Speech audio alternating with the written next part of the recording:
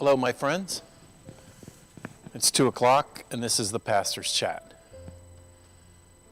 It's Monday morning on the Holy Week, the week where we remember, in particular, the last days of Jesus, of his life. Events that stand out not only because they are the last days of his life, but because of the things that he said, the things that he did. There's a lot that is made of people's last words. Indeed, on Good Friday, there are services that will take place on remembering and reflecting and preaching on the 7 last words. Now, they were not single words, but the last 7 phrases that are recorded in the various Gospels that Jesus spoke from the cross. These are the last days. These are the days in which we remember that, given how our focus is turned up because we know what happens, our awareness is turned up to the maximum now, trying to pay attention to every detail. On this Monday, we are in the day, we're in the sequence according to things, the way Mark unfolds them. This is the day after the Palm Sunday entrance. And today I'd like to reflect on you just a little bit, and each day of this week reflect on what the day included as we remember it. I'm Pastor Lou Kilgore. I'm the pastor here at the High Mountain Presbyterian Church. We have a physical location in Franklin Lakes, and we have a cyber location of anywhere you can get the internet. We are on the YouTube channel, and we are on Facebook, and we broadcast simultaneously through a program called Restream, and that seems to get us out to wherever people are looking for us. Our YouTube channel is High Mountain Pres. You go to YouTube and Google High Mountain Pres, and you'll find, of course, you must have found it already, unless you're on Facebook, is where all of our events are stored, all of our gatherings, all of our sermons, all of our pastors' chats, and all of our special devotionals and Bible studies are stored right there. You could binge for hours and days if you wanted to. But instead, let's do today. Let's do today. So in the Gospel of Mark, the sequence is this. Yesterday, Sunday, the day after that Passover leading up to the Sabbath, leading up to the Passover, Jesus arrived in Jerusalem from Bethany. And that's where the palm branches were torn down, and they laid their coats down, and they welcomed him like a king returning from battle. But he went inside the city gates, and he went immediately to the temple, and he looked around. Right on cue. He looked around, and that's it. He looked around. And then he left, and he went out to the Mount of Olives. He went out to a hill outside of the city, and that's where he spent the night. It was very anticlimactic. The next day, almost without notice of anyone, he traveled back into Jerusalem, and there he had a confrontation with the activities that were going on in the temple, in the religious sanctuary. He was in the court of Gentiles, and in the court of the Gentiles, a tradition had developed that I suppose somebody thought was very welcoming, in that Jewish people, Hebrews, traveling from all over, because this was a pilgrimage that people would make for celebrating the Passover in Jerusalem. That was the creme de la creme. That was the place to go. It was the place. It was the holy place. And so thousands upon thousands of people would come, and they would come from everywhere. They would come from the Mediterranean, all around the Mediterranean Sea. They would come from the Greek areas. They would come from the far north, and also from Africa. They would travel to get, and from Egypt, everywhere. And every region had its own currency. And there had to be, the temple was a lot about giving sacrificial offerings of money, or you would buy doves, or you would buy animals that then would become your sacrifice in the ritual of sacrifice. And so money was a big deal. A lot of money changed hands. But when people would come from Africa, or they would come from the far north, their currency was different than the currency of Jerusalem. The currency of the Jerusalem and from the area was the Roman currency. And I think I remember that currency was not accepted in the temple. So you had to convert the Roman coin, which has Caesar's head on it, you had to convert that into a currency that the temple accepted. And where are you going to do that? Well, where you're going to do that is right outside where the sacrifices would be offered or where the gifts would be given. And that's where the word money changers comes from. The implication was that the ethics of the money changing, and I'm going to say this carefully, but that there were people who had developed unscrupulous ways of trying to commit fraud. They were giving people who were sojourners through the area who did not know, they were giving them less than the true value for their money, thereby making more money for the temple. It was economic theft. And for Jesus, when he walked into the temple and looked around on the day of Palm Sunday, maybe this is what he saw, I don't know. But in the Gospel of Mark, he returns and goes in and vents his fury that in the place, the house of God, that is to be a place where the separation between human beings and God can be mended. That's what it's about. That's what salvation is. That's what sin. Sin is the brokenness that separates us.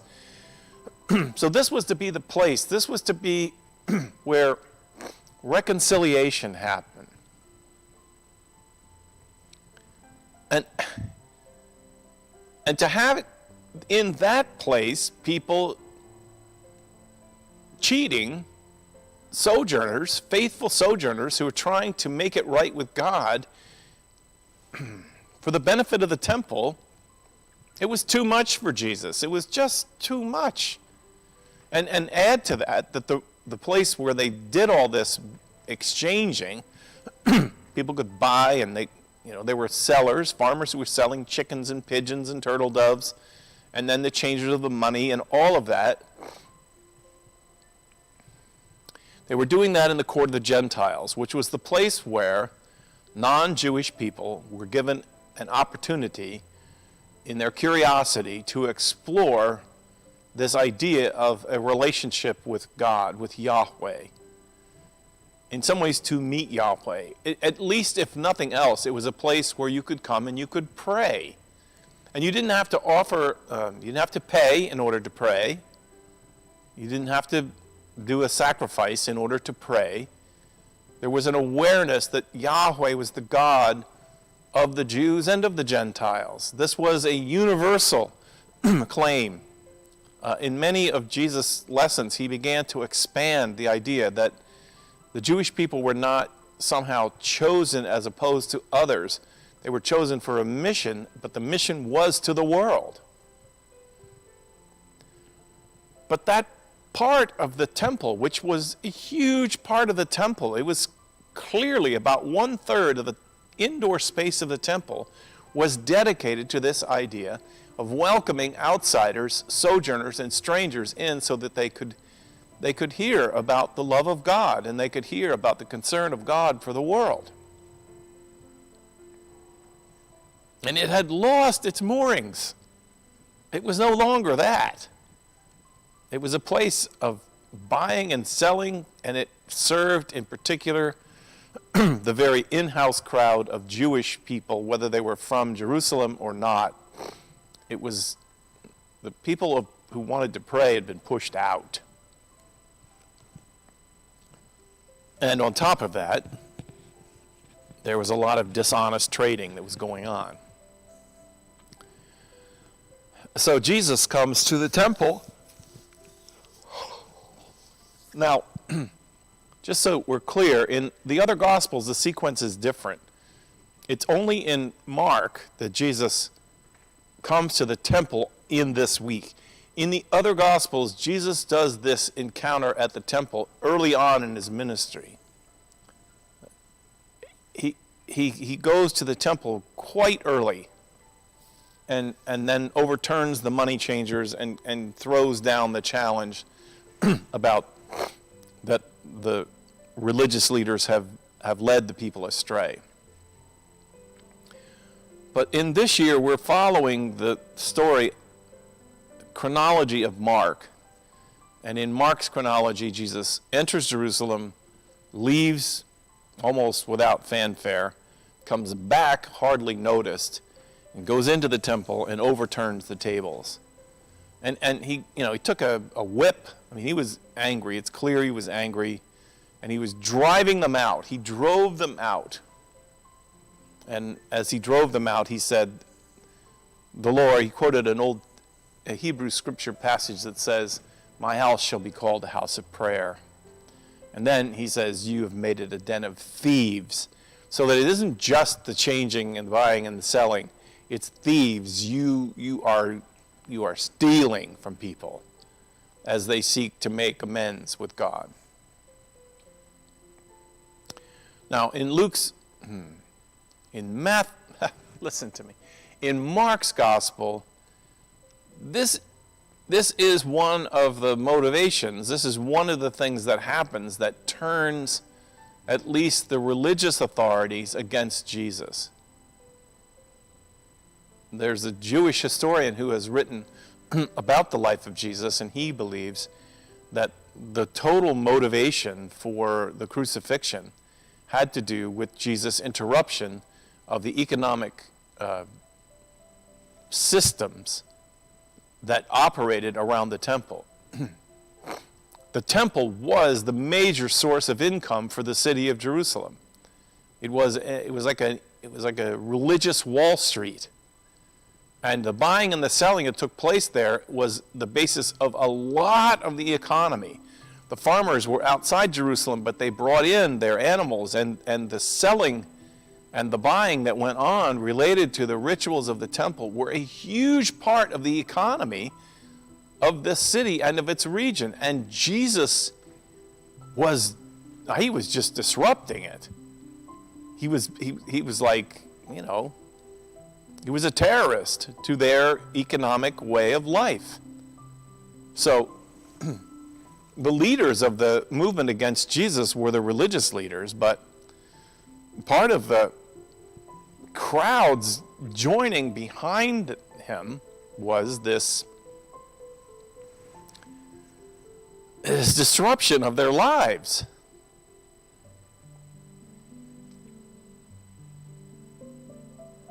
So Jesus drives out and basically closes down the economy at Passover. That's the worst time that you could ever do an antic like this. This is part of why the Sanhedrin, which was the Jewish sort of council, was in agreement that this guy had to go. We could not have this happen. Their livelihoods, not just the religious leaders, but the people around them, depended upon this. And Jesus was a disruptor in this setting. He was disrupting.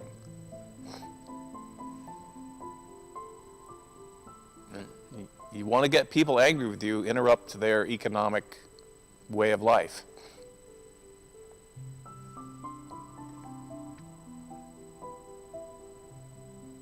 So when Jesus cleared the temple on this Monday, so if you think about it in terms of days, I'm going to be honest with you, when you try to do the day-to-day schedule, you're going to run into trouble, as I've told you before.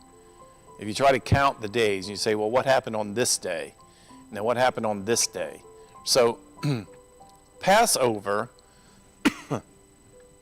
and the Sabbath of Passover ordinarily would have been Passover begins on Friday night.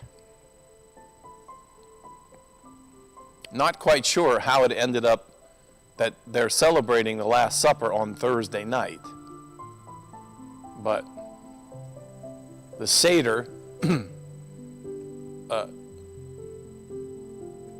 the annual remembrance of the Exodus and of the trauma of their release from slavery into the wilderness and the wilderness wandering, that whole thing of the miracles of the parting of the water and the signs and wonders against the oppressive Pharaoh is all remembered on that night, that night that they fled. And the Passover took place because the angel of death passed over and did not kill the firstborn of the Hebrew people. So we have from Mark that it was Monday when Jesus went into the temple. So it's on Monday that Jesus declares that the gospel has economic impact. The gospel has something to say about economic systems that are unjust. The gospel has something to say about economic systems that abuse the poor and make them use their resources, scarce as they are, unnecessarily by high standards that are set by those who are in power. It's very difficult to read this part of Jesus' life without seeing that connection. It's on this Monday, too, where Jesus declared that the heart of the gospel is a universal message. It's not just for Jewish people. It's a universal message. His anger that the court of the Gentile was obstructed and blocked by the very insular and in-house activity of Jews only. And there were plenty of Jewish people who saw this universal message and knew the claim of it and welcomed it. Jesus was one of them. It matters how you treat the other. And the gospel of God, the gospel of Jesus, the God that Jesus was aware of and walked, the only God of the universe, is a God of all people who loves all the world. It was a message for the world. And that became clear on this Monday. And that also, in congregations, in communities of people, that is often a flashpoint. It's a flashpoint that releases in the nicest and kindest people some real anger. We were here first. Why are they here? I can't tell you how strange it is sometimes to hear that, on Easter Sunday, we always, in all the congregations I've served, our Easter Sunday crowd was always 3 times the number of people who came regularly. And it was very perturbing to some regular church attenders who said, "Who are all these people and why are they coming here? This is our church. I usually sit in the 4th row to the front, and I do that every Sunday. And then on Easter Sunday, the most important day of all to me, I can't sit there?" I get it. I understand it. But the gospel is a message for all. The opportunity to reach out beyond the familiar, to get up out of your seat and give your seat to someone who may have never heard the gospel. This is a part of the integral parts of what the gospel of Jesus is about. So, in the Gospel of Mark, that's what took place on this day of Holy Week. And tomorrow, in the chat, we'll talk a little bit about Tuesday of Holy Week and what was taking place then in their lives and how the disciples' understanding of what was happening was beginning to change. And there's the whole the controversy about Judas, about what Judas does. When Jesus does not engage in a military confrontation with Pontius Pilate, in Jerusalem on that Sunday. And then he returns, and his confrontation is not with the Romans, but it's with the religious leaders. The dissatisfaction of Judas grows. So we'll talk about Judas tomorrow. All right, my friends, that's it for today. I hope that you're finding this change to spring, although today it's a little chilly, but it's still a beautiful day, windy. I hope you find this change to spring as inspiring to this very message. It's the reason we tell the Easter story in the springtime, because the momentum around us is all about that which looked like it was dead coming back to life. God bless you, my friends, and I'll be here to talk to you tomorrow. Thanks for tuning in to the Pastor's Chat.